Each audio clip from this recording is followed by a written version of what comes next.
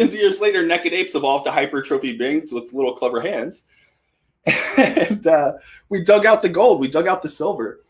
And this is, if you've ever owned Bitcoin or cryptocurrency or precious metals, if you've ever owned Bitcoin or precious metals, please let me know here in the chat. And if you haven't, let me know why. I'm super interested in that.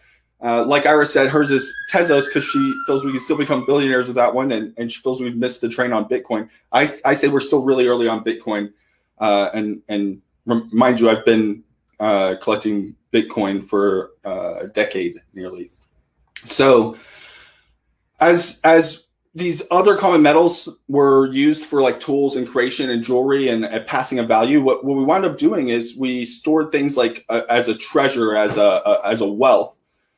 These are essentially collectibles, and we use those collectibles to trade. So we think of these collectibles kind of coming at us as two levels.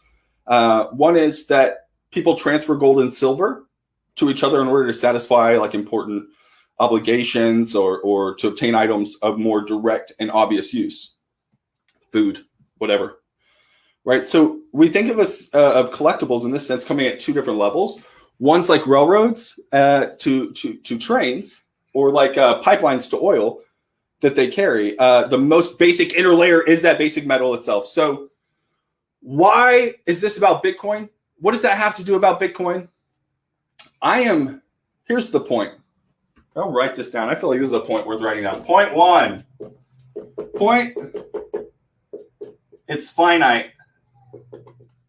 Bitcoin is finite, just like we talk about in the universe of gold, and it's precious.